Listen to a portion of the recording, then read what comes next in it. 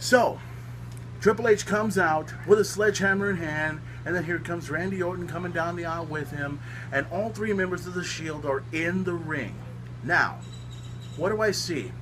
I see all three members of the Shield in the ring, but you notice Seth Rollins with a chair in his hands. So I don't know exactly why he had a chair in his hand, because like I said, I wasn't watching Raw. I wish I did.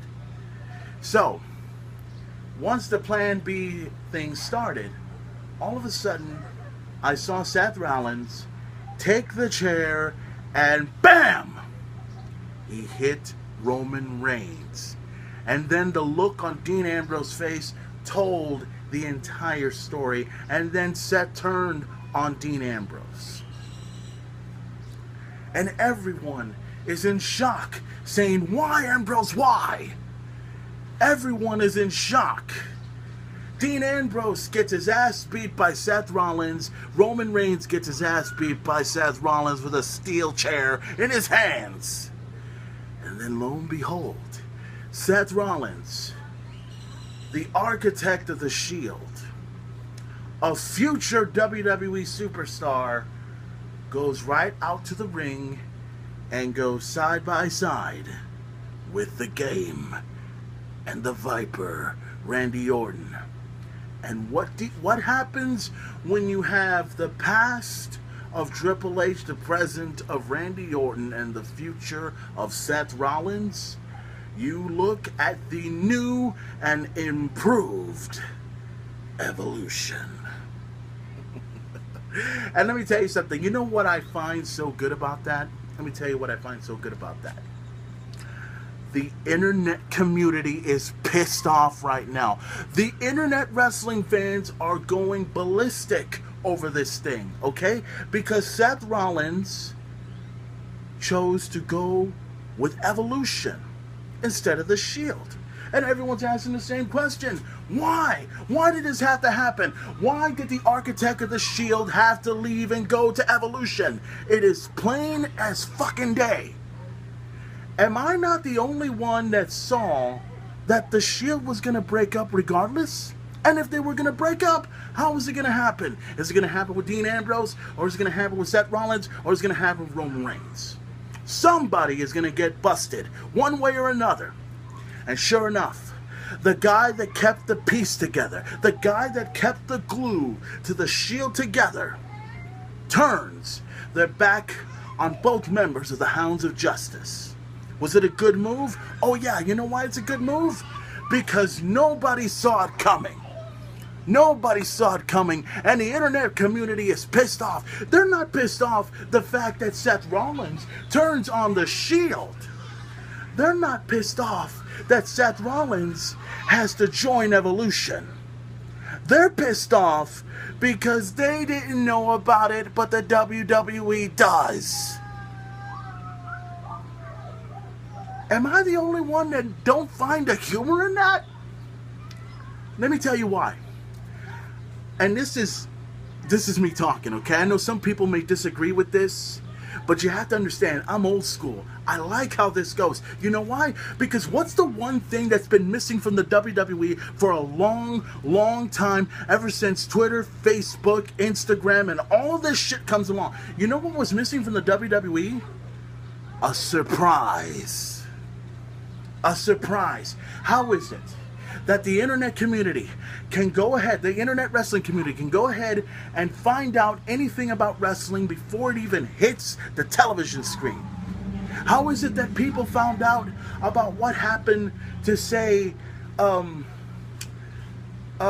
Sheamus, for instance? Oh, let me bring up that. How is it that people were bought in by the fact that Sheamus was going to be the guy that was going to be a part of Evolution? They wanted him to turn heel, didn't they? But you know what happened? Let me tell you exactly what the main event is thinking. Triple H and the WWE fucked with the internet wrestling community. And I dig that. I love that a lot. You know why? Because it's a good way for the Game and the WWE to take a fucking sledgehammer and shove it up the ass of every single internet wrestling geek that think they know about what the fuck is gonna happen in WWE. Nobody saw Seth Rollins joining Evolution. Nobody saw Seth Rollins turning their back on the Shield. It was a good move. It was a good surprise. It's a bigger shock than when The Undertaker lost to Brock Lesnar at WrestleMania 30. And if the internet community is going to get pissed off at me because I exposed them, here's the thing. You guys are the reason that wrestling is not wrestling anymore, okay? With the power of the internet, with the power of Facebook, with the power of Twitter, and everything else like that, wrestling is pretty much dead. Oh, wait a minute. I'm sorry. Okay, I'm wrong about that. Wrestling is not dead. We just know things too quickly. You know? Everybody wants to predict on everything, and they think they know it all because they got the power of the internet and the power of Facebook and so forth. Me, I don't rely on Facebook. I don't rely on Twitter and everything else like that. I may rely it just for my show. I may rely it just to, chat with other people. But the thing is, when it comes to wrestling, you know it in here. You don't have to rely on the internet. You don't have to rely on... It's all about wrestling instincts. It's all about the passion and the blood and everything that you give to professional wrestling. Because people like me will still dig wrestling regardless of what the internet wrestling community says. Because by the end of the day, you'll realize that other people will give me this shit like, oh man, Undertaker lost to Brock Lesnar. I'm done with wrestling. It's over. Bullshit. You know what you're going to do? You're going to take a 2-week hiatus and you come right back to your fucking ass. You're going to want to come right back into the internet wrestling, come right back into wrestling and dig it once again. When The Undertaker lost, you think I gave up? No.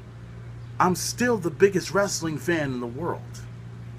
When CM Punk quit the WWE, did I quit wrestling?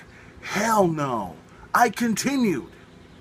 And here is another initiative for all you internet wrestling geeks out there. I don't just watch the WWE, man. I watch TNA Wrestling, okay? I also watch this thing called Ring of Honor, which is coming on June 22nd on pay-per-view for the very first time. You're going to see the Ring of Honor World Heavyweight Champion, Adam Cole, defend the title against unbreakable Michael Elgin.